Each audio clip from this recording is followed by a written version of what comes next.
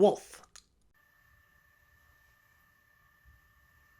Hello, Adam Ryan Donato. Hello, Adam Ryan Donato. Hello, Adam Ryan Donato. Hello, Adam Ryan Donato. Hello, Adam Ryan Donato. Hello, Adam Ryan Donato. Hello, Adam Ryan Donato. Hello, Adam Ryan Donato. Hello, Adam Ryan Donato. Hello, Adam Ryan Donato. Hello, Adam Ryan Donaldo. Hello, Adam Ryan Donato. Hello, Adam Ryan Donato. Hello, Adam Ryan Donato. Hello, Adam Ryan Donato. Hello, Adam Ryan Donato. Hello, Adam Ryan Donato. Hello. I'm here today to talk about a movie that is very personally important to me because as of right now, I think it just might be my favorite movie of the year. I've seen about 110 new movies this year. Usually, like right after you watch a movie, when you get out, you have this euphoric feeling and you just kind of have that moment where this is my favorite movie of the year. And I had that with Wolf. Wolf is written and directed by Nathalie Biancheri. I am definitely pronouncing that wrong, but I apologize. It stars George McKay, the guy from 1917, as Jacob. He is a young man who believes that he is a wolf, and he goes to this hospital where they treat people who think that they are animals, try to rehabilitate them so they can try to go back to society. He forms a relationship with Lily Rose Depp's character, Wildcat. She is somewhat of a permanent resident there who is also doing work with the hospital. She's the romantic interest for Jacob in the movie. They are being watched over by the lead doctor, who is known as the Zookeeper, played by Paddy Considine. He is the guy that I know from The World's End, because that's one of my favorite movies. But he is fantastic in this movie. A big thing I said on my social media about this movie was it feels like a cross between Glass and Cats. Glass because, first of all, by the way, I'm a huge M. Night Shyamalan fan. That's my favorite director. I adore all of his movies, good and bad. And part of the reason why I like him so much is he does have such a diverse and weird filmography. He either makes the best movie ever or the worst movie ever, but at the end of the day, it's an experience. You are going to see something memorable when you go watch one of his movies. Glass, while I didn't think it was anywhere near as good as Unbreakable, which is my favorite movie from him, or even Split, which is still very high up there in my rankings of M. Night Shyamalan movies, but Glass was a movie that I was just happy that we were able to get in the first place, and I saw a lot of redeeming qualities in. I really enjoy especially the scene in the pink room where the doctor is trying to convince our three main characters that they are not in fact superheroes or supervillains. They're just normal people who have mental disorders. Because a lot of this movie is like that. They are trying to convince these young people that they are not in fact dogs and cats and horses and whatnot.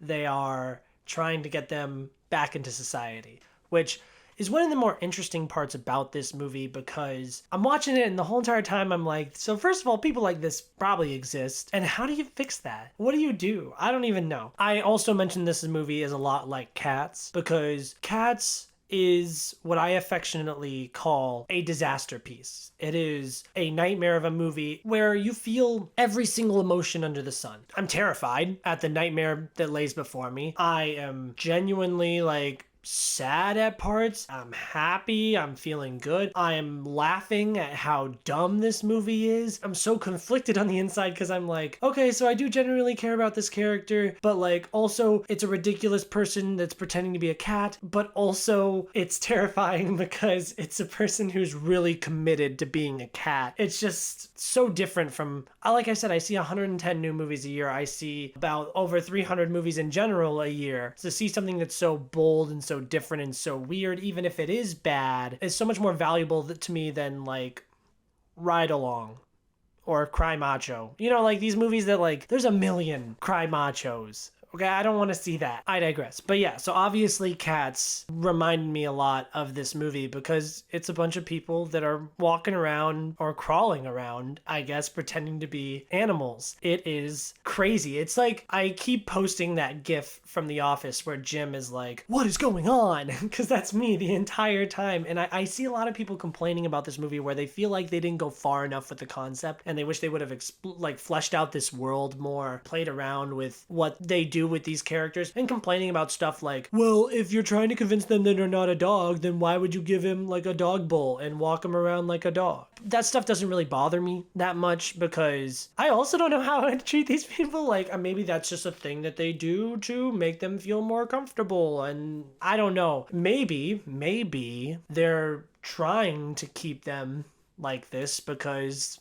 they want them to stay in there. How many people think they're animals? You know what I mean? Like, how does this hospital stay working? I mean, how does it stay working if they don't rehabilitate anybody? Who knows? But still, I'm just so in awe of everything that's happening here. Like, I almost want to see a documentary about an actual place like this, just find out, like, what do they do? You know? I went into this movie not even knowing about the hospital situation. I literally just saw that George McKay was in it. I saw a picture of a shirtless guy in the woods at night, and I thought it was like gonna be like a horror movie where he's like going after people. But once I was revealed to the hospital scene being the setting, that made the movie so much more interesting to me. Even in the IMDb description of the movie, they talk about how this movie's like a social commentary. I get how those dots are connected, but like also I feel like that's borderline offensive if it is a social commentary about things, because like I guess you're trying to say it's about like trans people, you know, because they think they're something that they're not, but like that's apples and oranges. I feel like that's a much bigger, like there's a different world to believe that you are an animal as opposed to believing that you are a different gender. I hope that's not like really what they're going for, because that's kind of ugh. And it's funny because watching this movie, not to get all self-righteous, but I feel like my generation is a lot more open-minded. My mindset is I'm just like, oh, okay, good for you. If you can be happy and you're not hurting anybody, then yeah, go ahead. You know, be whatever you want to be, do whatever you want to do. Just like, like I said, don't hurt anybody and don't hurt yourself, but if you think that you're like a cat, then that, you know, who am I to say that that's wrong? I don't know. Like, it's your life. I mean, obviously, if you're a wolf dude and you're going around attacking people, you can't do that. That's partly what the movie's about, because we're seeing how brutal their treatment is in this hospital. There's like a scene where like he takes the guy who thinks he's a squirrel, which by the way, I love the squirrel guy. He's just constantly like on the verge of tears the entire movie, and he's like has this like tail thing that like looks like a squirrel tail that's like a little attachable thing. I love that. It's so funny like that's even a thing. So there's a scene where the zookeeper takes him to the outside and like to a tree, and he's like, okay, so like you're a squirrel, right? Then like you should have no problem climbing this tree. Then he starts to climb it like a dude, and he's like, no, like a squirrel, use your like, you know, he like breaks his fingernail. Oh, it's one of those like moments when you're watching it. It's just crazy because he just starts freaking out, and he's like, oh, so you see you can truly be a rodent? And I'm like, gosh, like I get the message you're trying to teach him here. Ouch, dude, like that's rough. He does several things like that where he like threatens to push a girl out a window because she thinks she's a parrot. By the way, parrot girl, loved her. I just knew right from the beginning when she was introduced and the lady's talking and she's just like, oh, Judith, would you like to speak? And she goes, Judith, would you like to speak? Like, she's like repeating the things back to her. It's so funny because she thinks she's a parrot. So that's the thing. Like, I'm laughing at this movie because it's funny that there's people who think that they're a parrot. She's got this suit with all these like colorful feathers all over her. So it's funny because she's acting like a parrot, but it's also like really sad because they're being so mean to her. It's just so interesting, everything that's going on in this movie. And they talk about like the world. There's a scene in the movie where a guy in a horse mask throws a dead dog through the window. It kind of like fleshes out how people view this place and these people, because they're like, oh, die, you know, weird freaks and stuff like that. You hear like these stories like Lily Rose Depp is like, yeah, a guy got out once and he went in the woods and they beat him to death. So not only in the hospital are they treating him poorly, but like the real world treats these people really poorly. It's just really interesting, and you feel for them. You know what I mean? Because you get to know these people. You see how hard that Jacob is trying to be rehabilitated, to do the things that they're telling him to do, and he cares so much about his parents, and he's really trying, but it's just not who he is. I'm depressed the whole time. I'm laughing because it's funny. So these conflicting I'm also scared because there's like plenty of scenes of him just like walking around on all fours, and you see like his shoulder. He's like ripped, by the way. I mean, he probably would be if you like walked around like that all the time, but like he's like you see a weird, like, his body moves like that. Oh gosh, it's like scary and weird. There's like a whole like 5-minute sequence where they don't say a word and he's like growling at the cat lady and she's hissing back at him. You're just like, what's happening? Like, I'm scared right now. I don't know what's going on. One of my favorites is Rufus, the guy who thinks he's a dog. Because, like, when Jacob gets admitted, they're just like, so we're family, we're brothers, you know that, right? Because we're both pack animals, you know? We're both dogs, you know? And he's so nice to him. His personality is so dog-like. There's a scene towards the end of the movie. Spoilers, by the way. Go watch this movie.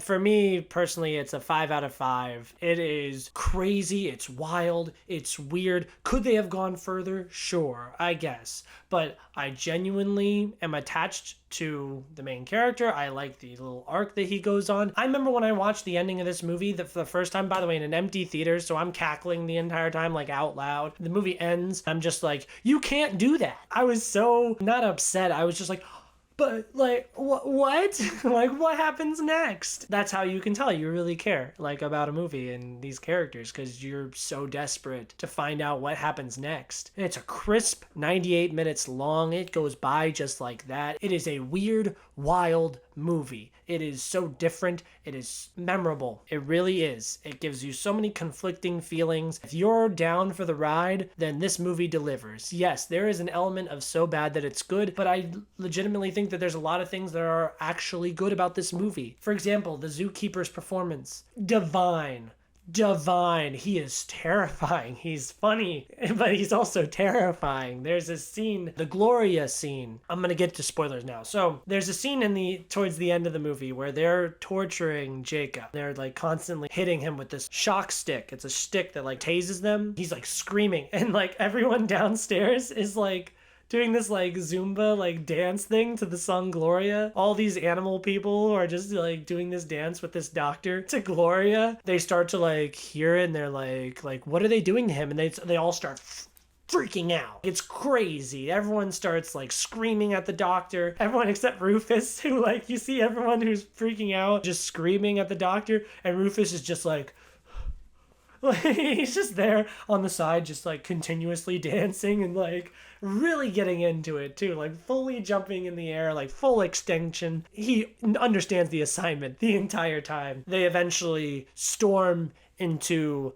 the main area that they usually hang out in, and they just start tearing it up. They're pushing the trees over, they're flipping tables. The song kicks up, Gloria, and it's such a euphoric scene of like, yes, like, I'm so happy for you guys to just having this moment to just fuck everything and just like be who you are. It's just this moment where they're embracing who they are, and it's beautiful. It's really beautiful. And then the zookeeper comes in and he just has this face of like, what the fuck? like, what the fuck is going on? And then he individually comes up to each character, gets in their face. With the squirrel guy, he's like, and he gets his face, he's like, you're pathetic! And then he gets in the horse, goes, woo, woo, woo. That's my version of a horse neighing, neigh, I don't know. He just starts screaming in her face. So sad and so scary. He just daddies Rufus. Like, Rufus is like barking at him, and he just like, rrr, rrr, and like pushes him down basically, but like not physically. Like, he's just so amped up that like he like scares Rufus.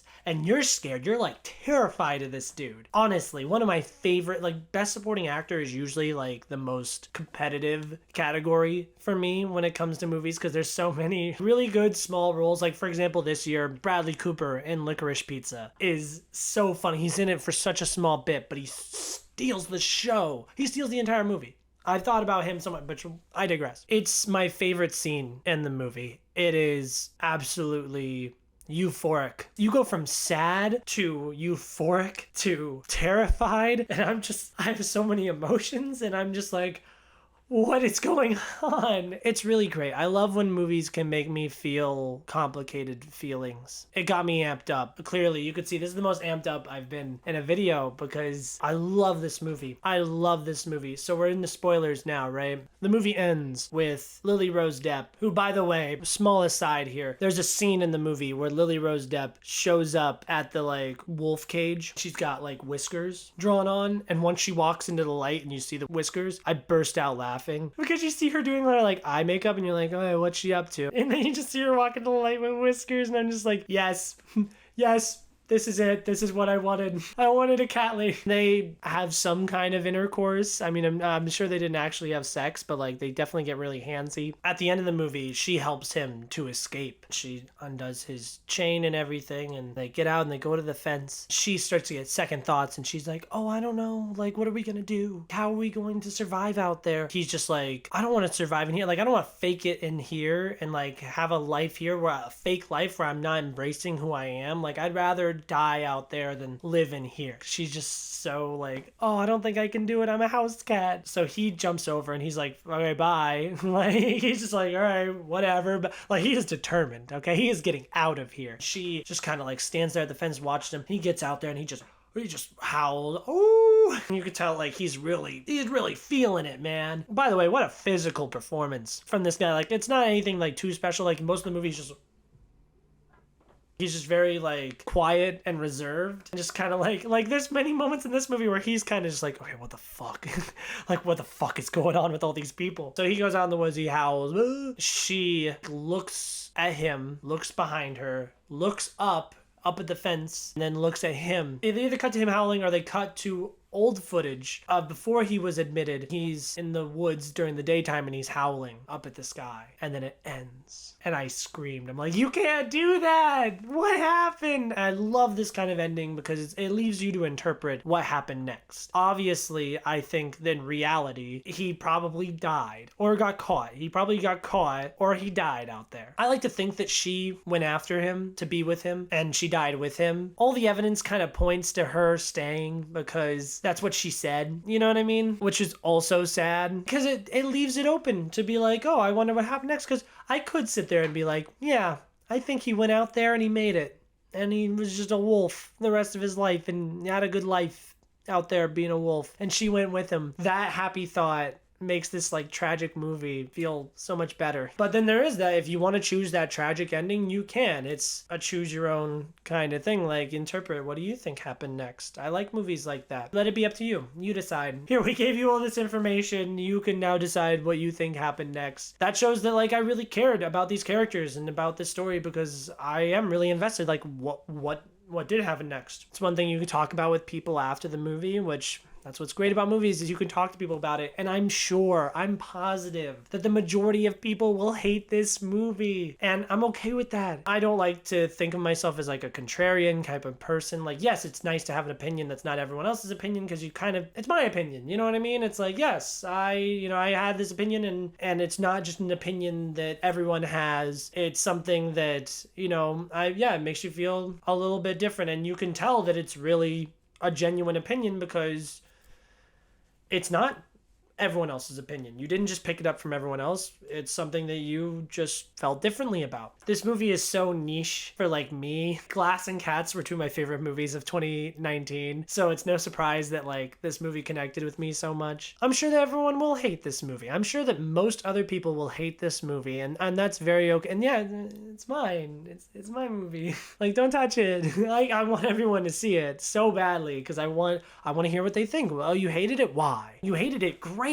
Good. A movie was so weird and different that you hated it. Nothing's worse than like a 2 or like a 3-star movie where you're like, yeah, it was alright, it's a movie, Like, I'd rather hate something or love something. Like, this movie has, I think it's a 43% of Rotten Tomatoes and a 68% of Rotten Tomatoes. But I love movies like that. Swiss Army Man is probably my favorite movie of the last decade, and that has a middle-of-the-road Rotten Tomatoes score because it's not for everybody. It's a very niche kind of movie, but it's good, but it's too weird for some people, and I like that. I see a million movies a year, and it's just nice to see something different and weird that evokes strong feelings. I'm a very passionate person. I just love that this movie made me feel passionately. So it's my favorite movie of the year, which before I would probably have been like The Suicide Squad. I've said all year that I wouldn't be surprised if Mitchell's vs. the Machines ends up being my number one. In the Heights and Old both had some time up at that top spot. And I went and watched it again in theaters in the same week. I'm head over heels about this movie. Please go watch this. Please do yourself a favor. Make fun of it the whole time if you want. fun. Be open-minded. Go into this movie. Let it happen to you. And love it or hate it. Just have an experience watching this movie. Thank you so much for watching me geek out about this movie. It's not in theaters anymore because why would it be? It was out for like 1 week because it was the first weekend of December. It was the week right after all the Thanksgiving movies like House of Gucci and Kanto and Resident Evil. Those are both still all still holding over. Nothing came out but this the week before West Side Story and National Champions. It was a dead weekend. It really was. This just came out and no one saw it. Absolutely nobody was there. I loved it. I saw it twice in theaters and both times I was the only one in the theater. This is my movie. So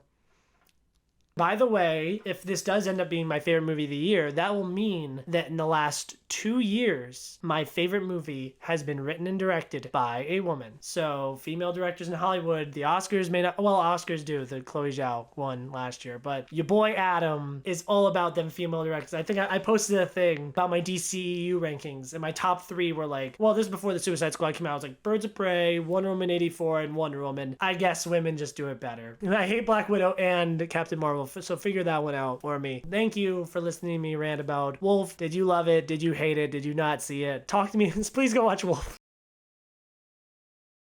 I'm gonna do my best Howl impression. Probably that'll be the intro of the video. Here we go. You ready? I don't even know how I'm gonna. Oh! I could do it better here.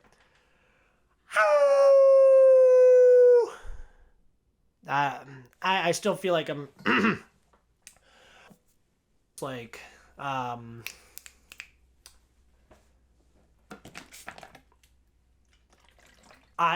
there's a scene, so the movie ends by